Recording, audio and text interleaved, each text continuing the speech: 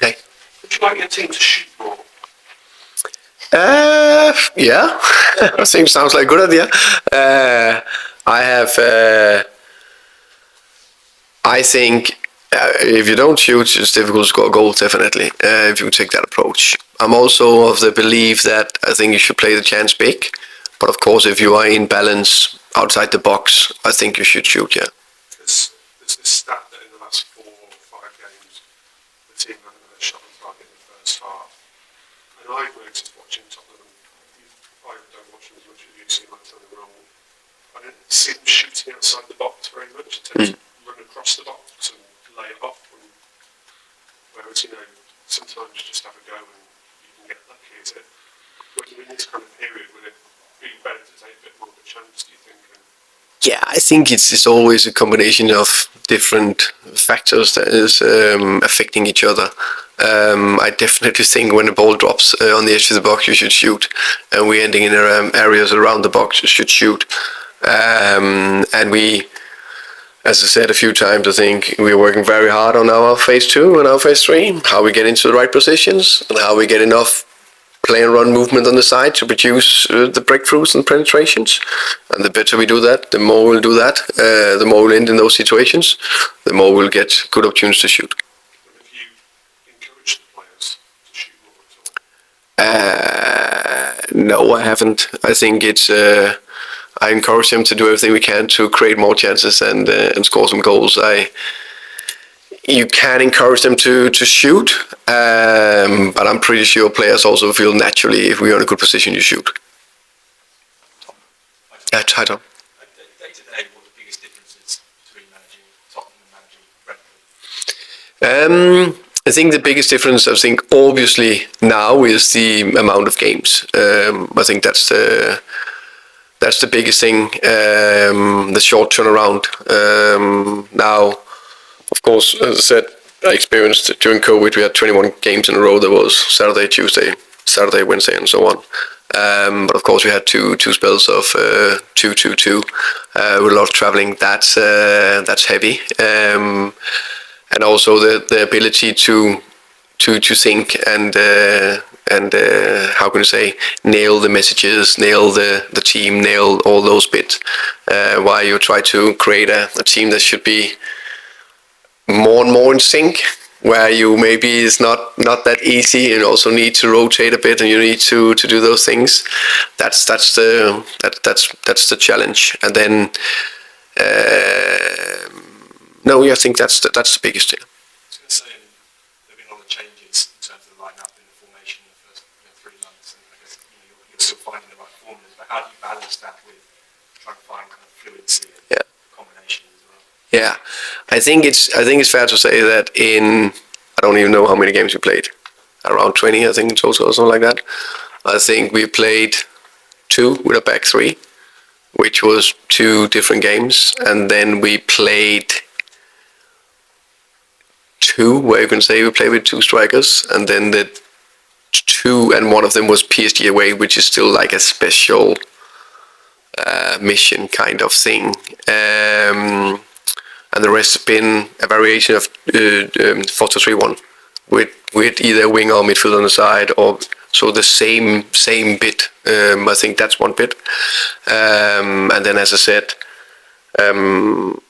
it's also finding that balance of consistency with 6, 7, 8 players that can find a more relationship, and also the relationship between the offensive players.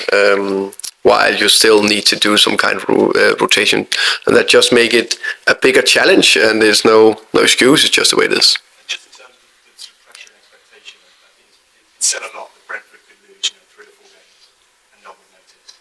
Whereas here, people notice. Is that something that surprised you? Have you felt that sort of extra weight in your first few months? Yeah, definitely felt that. It hasn't surprised me because I knew that was the difference when you walked into it, but you don't, like anything else, you don't know it before you stand in it, like really know it. So now I know it, so okay, it's like this, and then we deal with that. You're welcome. Tom. Your tricky start at Brentford seems a long time ago now, given how well it went in the end. How did that help you? What did that teach you going into this beginning of Spurs and so far, which has been mixed? I think actually that was my second tough start. I think I said I also had it in my first head coach job, senior job in Brentford.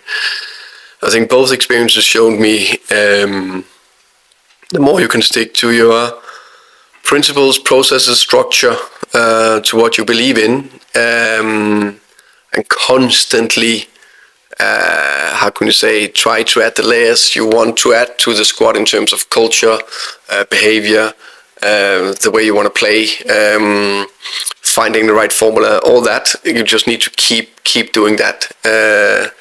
And then sometimes in Brentford, for example, we played 4-3-3, I think, 10 games, and then the 11th game, boom, changed it 3-4-3, because that was the right thing with the players. And then we had a fantastic front three in Watkins, Neil Mowbray, and Said Rama, that just clicked. So it was also in that spell, I clearly remember suddenly Watkins was out, Said was injured, another one. So the front three, that was the key offensive players, were out. So that's also something that if you don't have that, it's just make it more of a challenge. A little bit the same like we have now, that some of the key offensive players are out. Okay, no problem. It is what it is. It's my job to how can you say, find good solutions. And in that said, I said we still managed to score 23 goals, which is quite remarkable. It's obviously a home game. A team that a lot of fans will be hoping and expecting, to be honest. I'm also hoping and expecting us to win. I know it will not be that easy, straightforward, but we will go out with belief and bravery and intensity and do everything we can to win. But I understand the question. Well, my question was going to be, Fulham last week, it was almost over before it began after that difficult start, and the anxiety in the crowd and the team seemed to be fairly obvious. How do you keep them calm the team going into this fixture, particularly if they concede an early goal like last week? How do you make sure they stay focused? I think I still think it was a freak 6 minutes, but that of course happens when things are not perfect. I think it's about talking about it. You can't run away from it. They'll be can't do that. So of course, speak about it. No matter what happened, stick to the plan. No matter what happened, be calm. No matter what happened, keep doing what we should do. And then encourage each other. And then, like with everything, it's one step at a time. It's 1 minute at a time. Keep doing the right thing. Keep working your way into the game. And then we know every game you will have a bit of momentum. And then it's about, how can you say, take that momentum when you have it. It's Eagle, Thiago, and Charleston. It's both vying or hoping to be in the mix with Brazil. Two strikers well. Obviously, you didn't get to use Eagle as much as you would like last season because of an injury. But can you just talk a little bit about how they are similar or how they differ?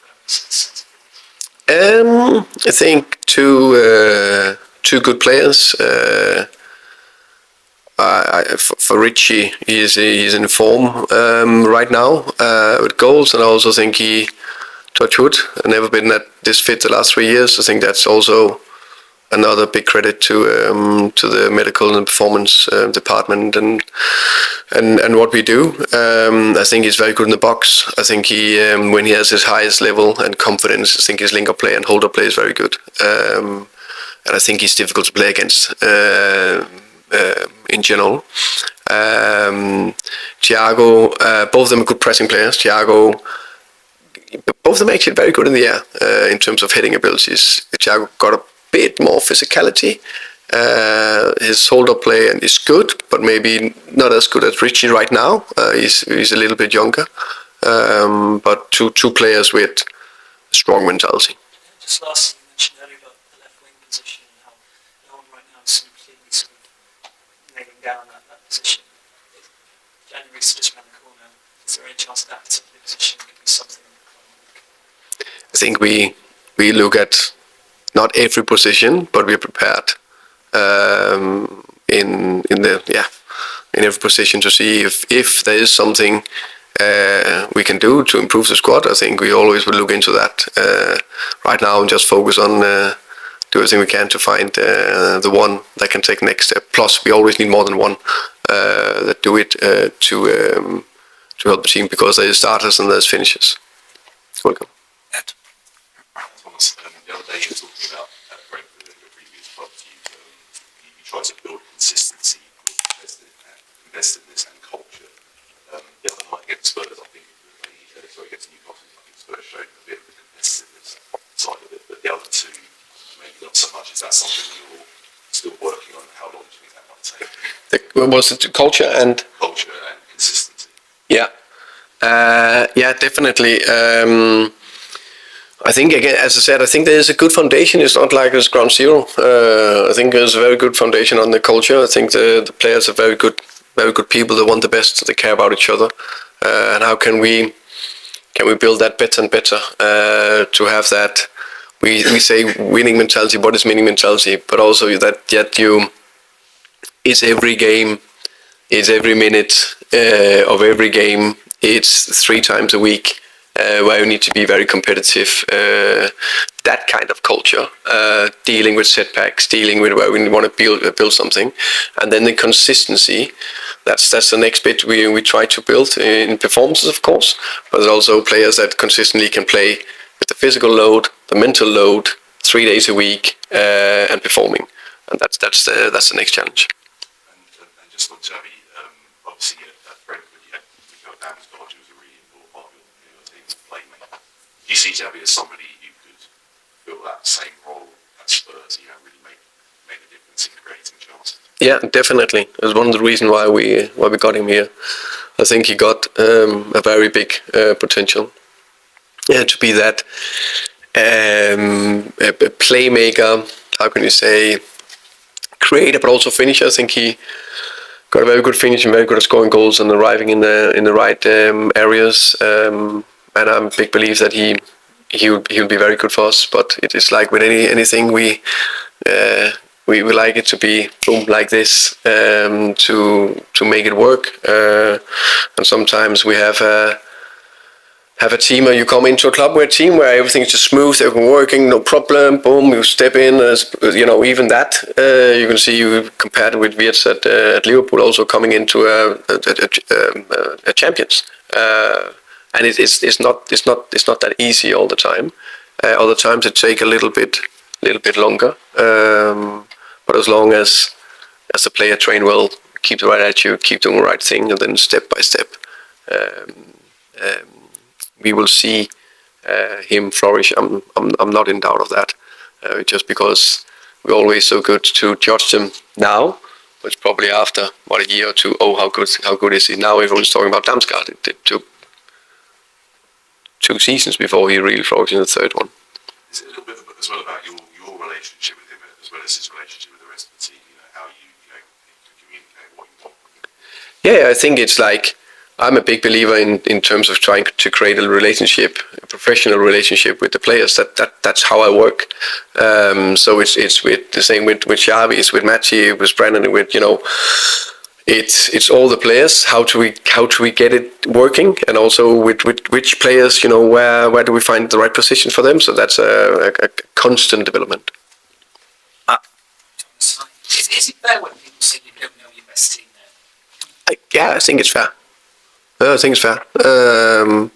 I think it's. I think I got an idea of quite a few positions, but I'm going to say. I also think there's competitions, by the way. So it's not that easy all the time to say, okay, it's just those 11, because never those 11. You need more than 11 players. But normally, you see the most teams when they are finding the strongest team. Okay, the strongest team, that would be those 9 players all the time, and then maybe change 2, maybe sometimes it's 10. Because when you came in, it seemed like you settled on something, and then it's more recently that it's been trying different things. Yeah, it's a combination also the amount of games and that rotation. So it's not. I think it will be.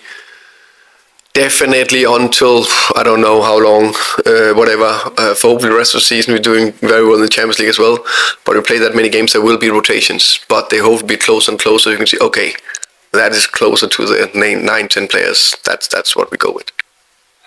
Are you troubled by one winning I prefer the other way around. 7 out of 8. Let me put it that way. And we talk a lot about performances. Yeah, being important for them, but yeah. ultimately, Yeah, but no, you can't. That's a stats I like to have to reverse and do the other way around. So there's nothing I want more than have 7 out of 8 wins. and can I just ask a small one on a point of housekeeping. When do you expect him to start? Who, Sa? I don't have the dates on top of mind, but isn't it something that? Yeah, 15th, I think, something like that. Yeah. Yeah, I'll definitely keep him as long as possible. I'll put it that way. Yeah. We can't before the Liverpool game then. Please ask me that question when we are 2 games further down the line. But I will do everything I can to keep him as long as possible. We'll finish with Ryan, please. Hi, Thomas. Hey. Has there been any discussion amongst you or the squad about how Newcastle needs to maybe represent a turning point in your season? Because it was a good point, obviously, fighting back from behind twice, but if you lose on Saturday, obviously that hard work kind of goes out the window. Yeah. I think it's sometimes you hit the momentum. You got a good point, win on Saturday, boom. Then we carry on. That's definitely the aim. That's what we go for. That's the big belief that we can and we will do that. So I'm not. I'm as you said. I'm more looking into. Okay, that was not only a very good point with all the circumstances, but I felt that in the last 60, I think there was a lot to build on.